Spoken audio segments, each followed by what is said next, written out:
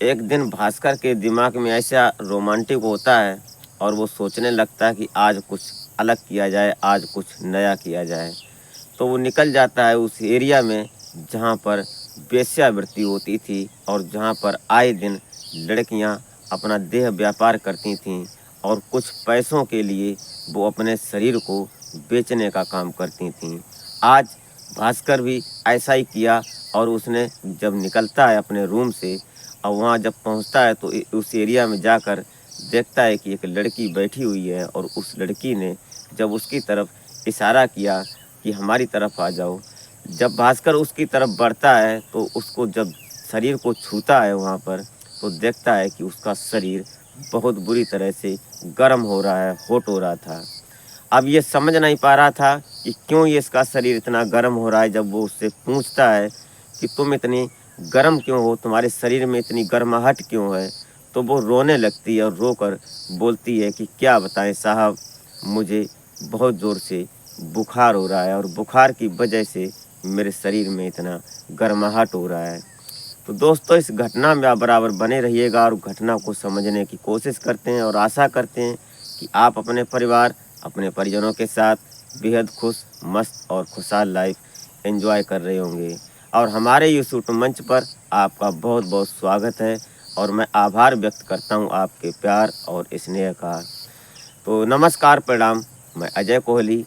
आज की जो ये कहानी मैं आपको सुनाने जा रहा हूँ, ये कहानी महाराष्ट्र का जाना माना जागता जीता शहर मुंबई और इस मुंबई के सपनों की नगरी में एक ऐसी जगह होती है जहाँ पर कोठा होता है कमाठीपुरा, और इस कमाठीपुरा के बहुत हाई प्रोफाइल कोठे पर एक व्यक्ति जाता है जिसका नाम भास्कर होता है। अब ये भास्कर पहले तो कभी इसने ऐसा किया नहीं था, लेकिन आज उसके दिमाग में कुछ ऐसा चला, उसने सोचा कि आज कुछ अलग करते हैं। और ये जो भास्कर होता है ये पीछे से उत्तर प्रदेश का रहने वाला होता है। और जब ये वहाँ किसी पहले तो काम करने के लिए गया था, लेकिन इसने इंग्लिश और बीएससी की हुई थी, इसलिए इसने एक मेडिकल शॉप पर काम शुरू किया और फिर मेडिकल से वो एक डॉक्टर के असिस्टेंट के रूप में काम करने लगा। और ये समय उसका लगभग 1-2 साल का गुजर गया था मुंबई में। और मुंबई में रहते रहते एक दिन ये अचानक चला जाता है कोठे की तरफ कमाठीपुरा में। और वहाँ जब पहुँचता है तो वहाँ पर एक सुंदर लड़की बैठी हुई थी, लेकिन उसका चेहरा लाल हो रहा था। अब उसकी तरफ जब वो लड़की इशारा करती है कि हमारी तरफ आ जाओ, और जब ये भास्कर उस लड़की की तरफ जाता है तो जब वो लड़की हाथ बढ़ाती है उसकी तरफ, तो ये देखता है कि उसका शरीर बहुत गर्म हो रहा है। लेकिन तभी जब ये उसके शरीर को छूकर देखता है तो फिर सोचने लगता है कि ऐसा क्यों हो रहा है। अचानक जब वो पूछने लगता है कि तुम्हारे शरीर में इतनी गर्माहट क्यों है, तो वो रोने लगती है, रोकर बोलती है कि क्या बताएं साहब, मुझे बुखार हो रहा है और मैं कई दिन से बुखार हो रहा है, लेकिन चलो कोई बात नहीं, आप जिस काम से आए हैं आप वो अपना काम करिए, हमें कोई दिक्कत नहीं है, हम काम करने के लिए तैयार हैं। लेकिन जो वो लड़का होता है भास्कर, उसको लेकर जब रूम में जाता है तो उससे पूछता है, उसके शरीर के उसके हाथ को जब छूता है, उसके माथे को जब छूता है तो पूछता है कि तुम्हें बुखार कितनी दिन से आ रहा है, तुम्हारा शरीर तो ऐसा लग रहा है कि तुम महीनों से बीमार हो। वो रोने लगती है, रोकर बोलती है कि साहब कुछ भी हो, आप मुझे काम करो अपना, हमें कोई दिक्कत नहीं है। लेकिन वो भास्कर बड़े प्यार से बोलता है कि तुम्हें काम करने की ज़रूरत नहीं है, तुम्हें आराम करने की ज़रूरत है। तभी वो लड़की बोलती है कि लड़की का नाम रूपा होता है। रूपा बोलती है, नाम बदल दिए गए हैं, काल्पनिक नाम है सर। अब जब वो बताती है रूपा कि सर मुझे आराम की नहीं, मुझे पैसे की ज़रूरत है। अब धीरे धीरे जब वो उसके शरीर को जब उसने छुआ तो पता चलता है कि इसको ज़्यादा बीमारी है। तो उसने कहा कि तुम्हारे पास कोई मेडिसिन नहीं है, किसी ने दवाई नहीं दिलवाई क्या? तो बोलती है कि हाँ दवाई तो दिलवाई है, लेकिन जब वो दवाई दिखाती है तो दवाई जो सरकारी हॉस्पिटल में मिली होती हैं वो दवाइयाँ उसके पास थीं, जैसे पैरासीटामोल हो गया या कोई मल्टीविटामिन हो गया, ऐसी दवाइयाँ थीं। अब जब वो दवाई दिखाती है तो सोच बोलने लगता है भास्कर कि ये दवाइयाँ तो फ्री की हैं और इनमें तो कोई ऐसी तुम्हारी बीमारी की तो कोई दवाई है नहीं। तभी वो एक रिपोर्ट दिखाती है, और रिपोर्ट उसने कैसे करके निकलवाई थी अपने शरीर की, तो उसमें उसको एक बड़ी बीमारी थी, और बीमारी थी उसको टीबी की, और फिलहाल उसको फीवर हो रहा था, और फीवर इतना ज़बरदस्त था, टाइफाइड का बुखार था उसको। अब बेचारी वो करे तो क्या करे, उसके पास पैसे नहीं थे, और वो ऐसी जगह पर थी, गलत जगह पर थी कि वहाँ पर लोग, जो दलाल लोग होते हैं, वहाँ के जो स्टाफ लोग होते हैं, वो पैसों के लिए उन दवाई पर भी दलाली कर लेते हैं। एक बीमार लड़की की ये दास्तान। लेकिन जब वो बेचारी बताती है पूरी अपनी बात, तो भास्कर के दिल में भी आंसू आने लगते हैं। वो सोचने लगता है कि मैं क्या करूं।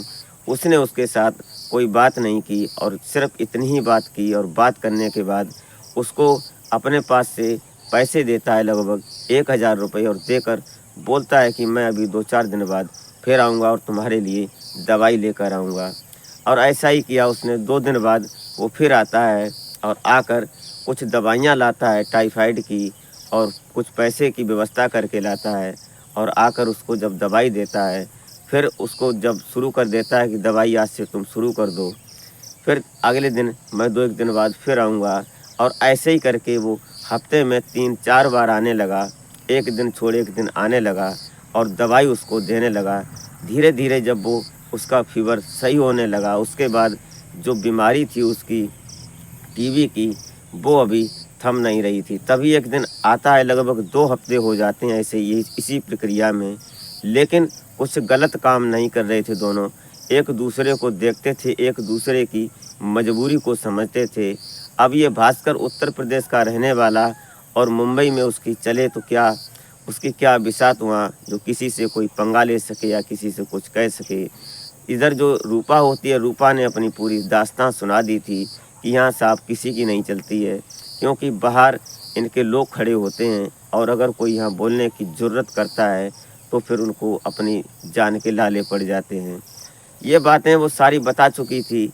अब जब ये लगभग 2 हफ्ते बाद आता है, तो एक सिरिंज लाता है, और सिरिंज में 2 सिरिंज लाता है, और अंदर जब रूम में जाता है तो उससे कहता है कि तुम्हारे कुछ टेस्ट करवाने हैं, टेस्ट करवाने के बाद ही तुम्हारी दवाई चलेगी। और ऐसा ही किया उसने। ब्लड सैंपल लिया, और ब्लड सैंपल लेने के बाद वो चला जाता है। लेकिन 2 दिन बाद वो फिर आता है। जब रिपोर्ट उसकी आ जाती है तो उसमें उसको टीबी हो रही थी। अब वो दवाई भी लाता है उसकी, और विचार करने लगते हैं जब वहाँ रूम में बैठे होते हैं कि क्या करें, तुम यहाँ से निकल लो, यहाँ से निकलने का कोई रास्ता नहीं है क्या, यहाँ से तुम निकल नहीं सकती हो। तो बोलती है रूपा कि यहाँ से साहब कोई निकल नहीं सकता, ये नामुमकिन है, क्योंकि यहाँ से अगर कोई निकलने की कोशिश करेगा तो बाहर लोग खड़े होते हैं, 10-20 लोग खड़े होते हैं गेट पर, किसी की ज़रूरत नहीं होती है। ये बातें सब बता रही थी। लेकिन तभी उसने बताया कि एक लड़का यहाँ आया था, और एक लड़की से प्यार करने लगा था। अब वो धीरे धीरे आते रहे, और आने के बाद एक दिन वो 10-5 लड़के लेकर आए थे, और आकर कुछ अपनी दबंगई टाइप में आकर यहाँ से उस लड़की को लेकर चले गए थे, और ये लोग कुछ नहीं कर पाए थे। या एनजीओ के लोग आते हैं, अगर कोई लड़की शिकायत करती है या उसके परिवार वाले कोई शिकायत करते हैं तो यहाँ से लड़की जा सकती है, और नहीं तो यहाँ जब से काम के लायक होती है लड़की, और जब काम के लायक नहीं रहती है तब तक यहाँ रहना पड़ता है, और उसके बाद ये लोग धक्के मारकर निकाल देते हैं जब उनकी ज़िंदगी में कुछ नहीं होता है तब। ये बातें दर्द भरी थीं, और भास्कर सुनता भी था, और साथ में आंसू भी निकल रहे थे उसके, क्योंकि इतनी गंभीर दास्तां थी। ऐसा ही हो रहा था। तभी उन दोनों ने प्लान बनाया कि अगर मैं तुम ये भास्कर बोलता है कि अगर मैं तुमको यहाँ से ले जाने की कोशिश करूँ और ले चलूँ अगर, तो क्या तुम मेरा साथ दोगी। तो वो बोलती है कि साहब, जितना आपने किया हमारे साथ शायद इतना किसी ने नहीं किया होगा, कि आपने हमारी मजबूरी, हमारी परेशानी समझी, और आपने हमारे लिए दवाई लाई, और आप हमें अपना ये समझने लगे कि हमारी परेशानी क्या है। मैं आपका एहसान कैसे चुका सकती हूँ। सिर्फ अगर कोशिश हो जाए तो चाहे भले ही हो सकता है, लेकिन ऐसा असंभव है साहब कि हम यहाँ से निकल सकें। लेकिन तभी जो भास्कर होता है ये प्लान बनाता है, बोलता है कि मैं एक दिन आऊँगा, और मैं बाइक लेकर आऊँगा, और यहाँ टाइम तुमको हम फिक्स बता देंगे, उस टाइम पर तुम मुझे गेट पर मिलना और उसके बाद हम दोनों लोग यहाँ से भाग कर निकल सकते हैं क्या। तो वो बोलती है कि अगर किसी ने पकड़ लिया और पकड़ने के बाद उस फिर हमारी तुम्हारी बहुत बुरी आफत हो जाएगी। शायद आप नहीं समझ पाएंगे कि ये लोग क्या कर सकते हैं, क्योंकि ये मुंबई है साहब। यहाँ ऐसी बात हो सकती है, या देखने वाले लोग तमाशा देखेंगे, तमाशबीन बनकर खड़े रहेंगे, लेकिन यहाँ कोई बोलने वाला नहीं होगा। ये बातें आपस में कर रहे थे, लेकिन भास्कर ने अपनी हिम्मत जुटाई और उसने बोला कि तुम सिर्फ मेरा साथ देना, बाकी हम देख लेंगे। तुम सिर्फ मैं जो टाइम दूंगा उस टाइम पर आ जाना। अगले दिन भास्कर फिर वहाँ से उसी टाइम निकल कर आता है और अगले दिन जब जाता है तो टाइम क्लियर करता है कि मैं लगभग 7 बजे फिक्स करके आऊँगा यहाँ पर, और तुम मुझे गेट पर मिलना। जो लोग खड़े हैं उनसे कोई बात नहीं करनी है, और तुम सिर्फ आकर पीछे से मेरी बाइक पर बैठना, उसके बाद फिर मेरी जिम्मेदारी है। और ऐसा ही उसने किया कि वो अपने घर जाता है। घर नहीं तो था, उसका कमरा ले रखा था उसने। उस कमरे पर जाता है, वहाँ से किसी की बाइक को लेता है जो स्पीड बाइक होती है, और उसमें टंकी तेल की फुल करवाता है और उसको मैकेनिक के पास लेकर जाता है कि इसमें कोई कमी तो नहीं है, और अपने दोस्त से भी पूछता है कि इसमें कोई कमी तो नहीं है, कि अगर मैं कभी लेकर इसको स्पीड में भगाऊं तो क्या ये सही से चलेगी। ये बात कन्फर्म करने के बाद ये भास्कर वहाँ से निकलता है, और इधर 7 बजे का टाइम उसका फिक्स था, सुबह का वक्त था। अब सभी लोग कोई नाश्ता के चक्कर में था। जो वहाँ लोग खड़े होते हैं बॉडीगार्ड, वो कोई जो दलाल थे वो कोई चाय पी रहा था, कोई कहीं कुछ ऐसा अपने सब सिस्टम में थे, कोई फ्रेश होने गया था। और उसी वक्त सुबह 7 बजे का टाइम था। ये वहाँ से बाइक लेकर आता है, और ये जो रूपा होती है, रूपा अंदर से तैयार थी एकदम निकलने के लिए। और जैसे ये बाइक आती है और ये फुर्ती से वहाँ से निकलती है, और बाइक पर जब बैठती है, और ये बाइक को पहले से ही गियर में लिए हुए था, और जैसे ही बाइक पर बैठने के बाद ये वहाँ से रफू चक्कर हो जाता है। समय 7 बजे का था। इतने में ये लोग कुछ समझ पाते, कोई चाय पी रहा था, कोई खड़ा था, कोई बातें कर रहे थे, कोई सिगरेट पी रहा था, कैसे कैसे करके सभी लोग वहाँ थे। लेकिन जब तक ये लोग समझ पाते तब तक 1-2 मिनट हो चुके थे।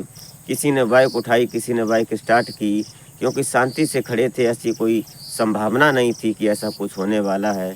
तभी अचानक से वो लड़की फुर से उड़ जाती है, और जो बाइक थी अभी सेकंडों में वो ओझल हो जाती है नज़रों से। अब ये लोग जब तक बाइक अपनी स्टार्ट करते हैं, निकलते हैं, तब तक वो गाड़ी आउट हो जाती है। अब लगभग 10-5 मिनट हो जाते हैं। ये सभी लोग चारों तरफ फैल जाते हैं कि कहाँ गई और कौन था ये लड़का जो बाइक थी। अब सभी लोग ढूंढते हैं, लेकिन ऐसा कुछ हो नहीं पाता है, और इसने अपनी बाइक इतनी ज़ोर से भगाता है कि आगे आने वाले को भी इसने चांस नहीं दिया कि वो साइड से हो जाए। और निकलते हुए इसका कमरा जो था वो बहुत दूर था। वहाँ जाकर अपने कमरे पर बाइक जिस दोस्त से ली थी उसने, उस दोस्त को बाइक देने के बाद उसका आभार व्यक्त करता है। और उसके बाद ये दोनों लोग कम से कम 10 दिन तक अपने रूम से बाहर नहीं निकलते हैं। राशन पानी खाने पीने का सिस्टम इनने पहले से व्यवस्था कर रखी थी, और अपने घर पर ही अंदर ही रहता है। उसके बाद ये अपने डॉक्टर को फ़ोन कर देता है कि साहब मैं अभी 10-20 दिन की छुट्टी पर हूँ, मुझे कुछ परेशानी है, मैं आ नहीं सकता हूँ। इन दोनों की बात थी। लगभग 10 दिन के बाद ये जो भास्कर होता है ये अपने उत्तर प्रदेश आता है रूपा को साथ में लेकर, और अपने माता पिता से मिलता है।